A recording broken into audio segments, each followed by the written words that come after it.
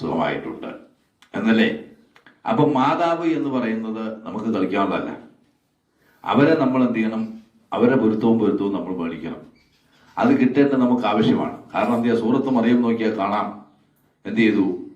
ഈസാ നബി അലൈഹി സ്വലാത്തു വസ്സലാം ഉണ്ടായ സംഭവങ്ങളെല്ലാം പറഞ്ഞിട്ട് നിന്നോട് ആരെങ്കിലും എന്തെങ്കിലും ചോദിച്ചു കഴിഞ്ഞാൽ നീ എന്ത് ചെയ്യുന്നുണ്ട്? ആ കുട്ടിയിലേക്ക് ചൂണ്ടിക്കാണിക്കുക, നീ നോമ്പ് അഥവാ മുണ്ടാതിരിക്കുക എന്നുള്ളതിനെ നേർച്ചയാക്കിയേക്കാണ് എന്നും പറയാം എന്ന് അള്ളാഹു നിർദ്ദേശിച്ചപ്പോൾ അന്ന് എന്ത് ചെയ്തു? തൊട്ടിൽ കിടന്ന ഈസ എന്ന കുട്ടി പറഞ്ഞ മറുപടി എന്താ മറുപടി? ഇനി അബ്ദുല്ലാഹി. തൊട്ടി കിടന്ന് പറയാണ്, ഞാൻ അള്ളാഹിന്റെ അടിമയാണ്. ഇനി അബ്ദുല്ലാഹി, പിന്നെ ഞാൻ ആരാണ്? അള്ളാഹിന്റെ അടിമയാണ്. ആതാനിയൽ കിതാബ, എനിക്ക് അള്ളാഹു ഇഞ്ചീൽ എന്ന് പറഞ്ഞ കിതാബ് നൽകിയിട്ടുണ്ട്. പിന്നെ വജിഅൽനി നബിയൻ, എന്നെ അള്ളാഹ് ആരാക്കിയിട്ടുണ്ട്? പ്രവാചകനാക്കിയിട്ടുണ്ട്. വജിഅൽനി മുബാറക്കൻ, എന്നെ എന്ത് ചെയ്യുന്നുണ്ട്? എവിടെ ചെന്നിരുന്നാലും അവിടെയൊക്കെയും ബർക്കത്തുള്ള ഒരു മനുഷ്യനാക്കി മാറ്റിയിട്ടുണ്ട് അള്ളാഹു. മാത്രവുമല്ല പിന്നെന്ത് ചെയ്തു? ഔസാനി ബിസ്സലാത്തി വസക്കാത്തി മാദുംതു ഹയ്യൻ വബർറം ബിവാലിദത്തി, എൻ്റെ ഞാൻ ജീവിച്ചിരിക്കുന്ന കാലം അത്രയും നിസ്കരിക്കണമെന്നും സക്കാത്ത് കൊടുക്കണമെന്നും എൻ്റെ മാതാവിന് എന്ത് ചെയ്യണം? മുളം ചെയ്യണമെന്നും എന്നോട് ആര് ഉപദേശിച്ചിരിക്കുന്നു? ഇത് ഖുർആനിലില്ലേ? ഉവൈസുൽ ഖർണിക്ക് ഈ പവർ കിട്ടിയത് എന്തിന്റെ പേരില്ല? മാതാവിനെ, മാതാപിതാക്കൾക്കൊന്നല്ല, പിതാവിനൊക്കെ മൂന്നാമത്തെ സ്ഥാനമുള്ളൂ. മാതാവിന് ഹിദ്മത്ത് ചെയ്തതിന്റെ പേരിലാണ്. മനസ്സിലായില്ലേ? പിതാവിന് മൂന്നാം സ്ഥാനമാണ് നബി. ആരാണ് ഞാൻ ഏറ്റവും ഹിദ്മത്ത് ചെയ്യാൻ, ഏറ്റവും പരിചാരക വേല ചെയ്യാൻ അവകാശപ്പെട്ടെന്ന് ചോദിച്ചപ്പോ എന്താ? ഉമ്മുക്ക ഉമ്മുക്ക ഉമ്മുക്ക, മൂന്ന് തൊട്ടതല്ലേ. പിന്നെന്ത് ചെയ്തു? അബാക്ക. ഇല്ല, അങ്ങനെയല്ലേ? അപ്പൊ എന്ത് ചെയ്യാ? അതൊക്കെ 4ാം സ്ഥാനത്തുള്ളൂ. കാരണം കഷ്ടപ്പാട് മൊത്തം സഹിച്ച് നമ്മളെ നോക്കി വളർത്തുന്ന ആരാ? ഉമ്മയാണ്. നീ വാപ്പ ഉണ്ടായിട്ടും കാര്യമൊന്നുമില്ല. അയാൾ എന്ത് ചെയ്യുന്നതിനിടയിലും പോയി അധ്വാനിച്ചുകൊണ്ടുവന്ന് എന്തിനും ഭക്ഷണം കൊടുക്കുക, അതിനുള്ള വകകൾ വെച്ച് കണ്ടെത്താന്നല്ലാതെ അയാൾക്ക് വലിയ ഇതൊന്നുമില്ല. മനസ്സിലായില്ലേ? വേറെ റോളൊന്നോടെ ഇല്ല. അയാൾ പോലെ എന്ത് ചെയ്യോട് കുറച്ച് സൂചിച്ചു എന്ന് കഴിഞ്ഞ് വേറെ കൂടുതലൊന്നുമില്ല. ഈ പെണ്ണാണ് എന്ത് ചെയ്യുക? ഇതൊക്കെ ചുവന്നുകൊണ്ട് നടന്ന് പ്രസവിച്ച് മുലയൂട്ടി ഉറങ്ങാനും പറ്റില്ല. തിരിഞ്ഞില്ല.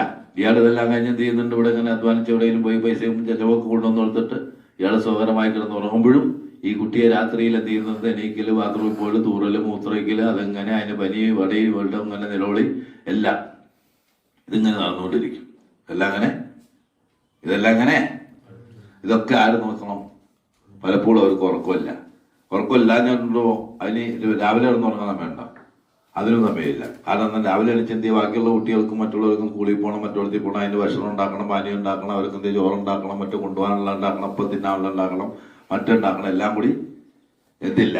കുട്ടികൾ സ്കൂളിൽ പോകുന്നവരെ ഒന്നും മൂത്രം ഒഴിക്കാൻ പോലും ആർക്ക് അവസരം കിട്ടാറില്ല. ഈ വീട്ടുകാരിയാവുന്ന ഈ പെണ്ണിനെന്തില്ല എന്നാൽ അവളിങ്ങനെ കിടന്ന് കഷ്ടപ്പെടുകയാണ്.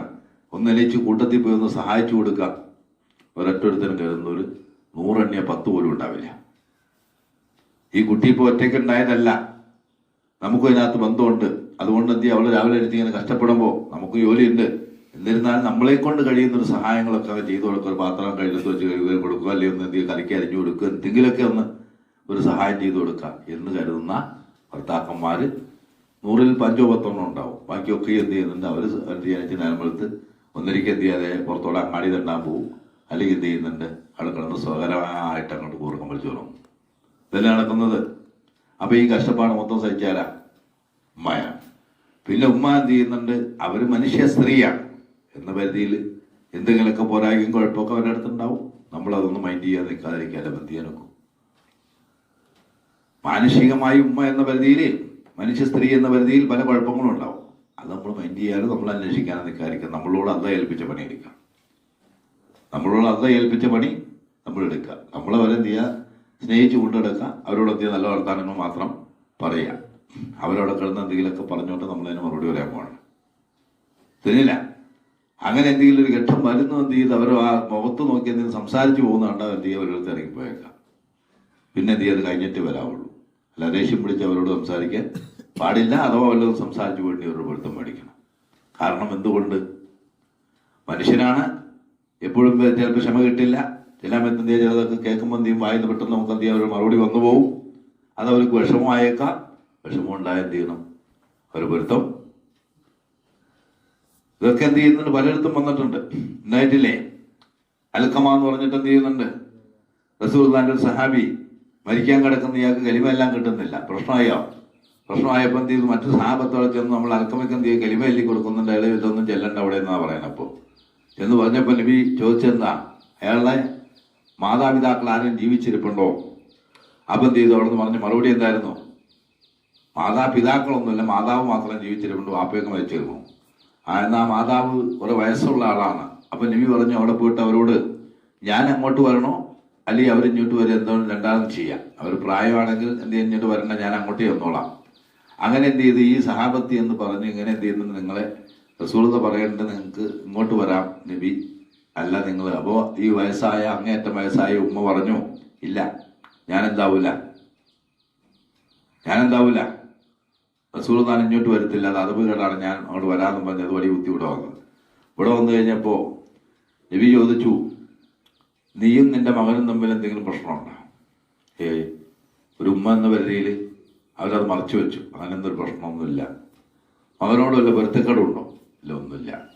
അങ്ങനെ 2-3 വട്ടതെല്ലാം ചോദിച്ചിട്ട് ഒരു മറുപടിയും കിട്ടാതെ വന്നപ്പോൾ എന്ത് ചെയ്തു റസൂലുള്ളാഹി പറഞ്ഞു, സത്യം പറയണം, ഇവിടെ വഹി ഇറങ്ങും, ഇവിടെ മറ്റുള്ള കളിയല്ല, ഇവരിൽ വരുമെന്ന് പറഞ്ഞു.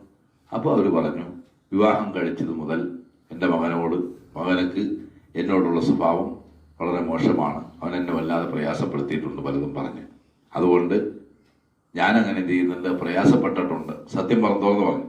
അപ്പോൾ നബി ചോദിച്ചത്, പൊരുത്തം കൊടുക്കാവോ? കൊടുക്കൂല എന്ന് പറഞ്ഞു. അവന് പൊരുത്തം കൊടുക്കാൻ പറ്റില്ല, അവൻ ആ ജാതി ക്രൂരതയാണ് ചെയ്തേക്കുന്നത് എന്നായി. ദാബ് എന്ത് ചെയ്തു, നബി ബിലാലിനോട് പറഞ്ഞു, ബിലാൽ നീ കുറച്ച് വിറക് ശേഖരിച്ചു കൊണ്ടുവരണം എന്ന് പറഞ്ഞു. അപ്പോൾ ഈ ഉമ്മ ചോദിച്ചു, എന്തിനാണത്? ആ വിറക് കൊണ്ട് ഞാൻ നിന്റെ മകൻ അൽക്കമയുടെ വലിയൊരു തീക്കുണ്ടാരം തീർത്ത് അതിനകത്തേക്ക് ഇടാൻ തീരുമാനിച്ചിരിക്കുക. അതെന്തിനാ നബിയെ? അത് ഈ കോലത്തിൽ അവൻ മരണപ്പെട്ടു പോയാൽ അവൻ ശാശ്വതമായി നരകത്തിൽ കിടക്കേണ്ട ഗതികേടാണ് വരാൻ പോകുന്നത്. അപ്പം അതിലൊക്കെ നല്ലത് ഇവിടുത്തെ തീ കുറച്ച് കഴിയുമ്പോൾ അണഞ്ഞു പോകും, ഇവിടെ ഇട്ട് കത്തിക്കുന്നതാണ്. അപ്പോൾ ഇത് പറഞ്ഞപ്പോൾ ഉമ്മ പറഞ്ഞു, വേണ്ട, എൻ്റെ മോനെ കത്തിക്കാൻ പറ്റില്ല. അതിൽ ഞാൻ അങ്ങനെയൊക്കെ പറഞ്ഞു, അത് പറ്റില്ല, ഞാൻ പൊരുത്തം കൊടുത്തു എന്ന് പറഞ്ഞു എന്നല്ലേ ആ ചരിത്രത്തിലുള്ളത്. പറഞ്ഞു കഴിഞ്ഞിട്ട് എന്ത് ചെയ്യാ, സഹാബത്ത് ഇയാൾക്ക് കലിമ ചൊല്ലി കൊടുക്കാൻ നബി പറഞ്ഞു, പോയി ചൊല്ലിക്കൊടുക്ക്. ചെന്ന് നോക്കുമ്പോൾ ഇയാൾ സ്വന്തം കലിമയില്ല മരിക്കാൻ. ആര്? ഈ മോന് സ്വന്തമായിട്ട് എന്ത് ചെയ്യാണ്, കലിമയില്ല. ഇതാണ് അൽക്കമയുടെ ചരിത്രത്തിലുള്ളത്, അല്ലേ?